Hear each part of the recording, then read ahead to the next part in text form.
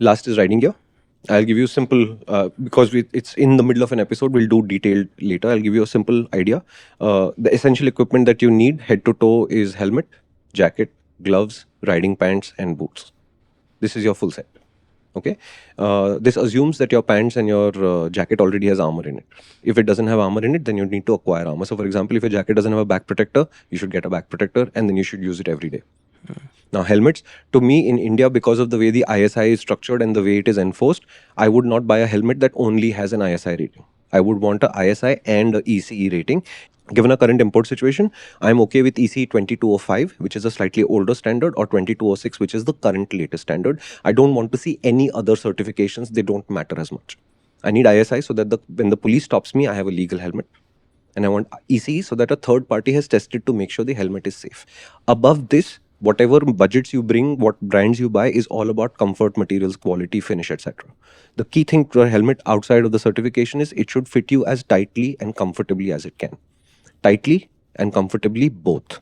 If it's loose, it's not going to work. If it's uncomfortable, you won't use it. Simple.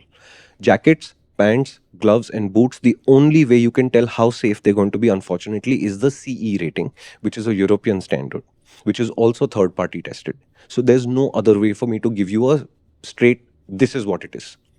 So jackets are tested in AA and AAA, which gives you how long will they slide before skin is exposed.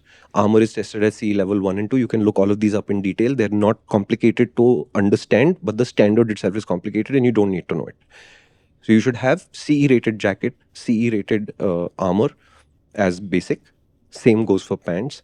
Boots are also tested today. You can see CE ratings on boots. It's very rare, and the government is about to change laws for boots, so a lot of riding boots will just disappear until they're recertified for Indian standards.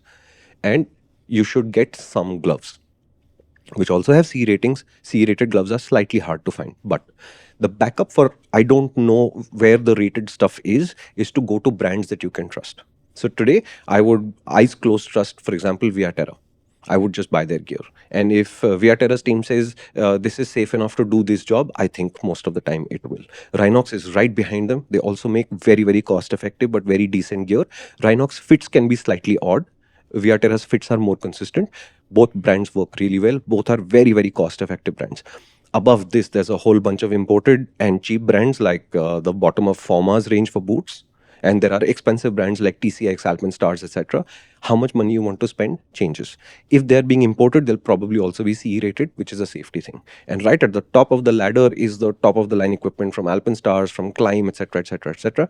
At this point, there's enough data on the internet to tell you what works and what doesn't. The only thing I would warn you against, whatever says breathable is just too warm for our conditions. You want it vented. Ideally, you want mesh wherever you can get, except obviously on your helmet. Simple. Is it possible for you to look at a helmet that's more expensive but isn't at these ratings that you recommend? I wouldn't buy it. No. Does it happen? Yeah. It does. Yeah. So it's not directly a factor of price. No. Right? To me, the EC rating takes precedence over everything else. So I definitely needed ISI for the road. I definitely wanted EC rated so that I know somebody tested it and it worked. After that, which brand it is, it's up to you.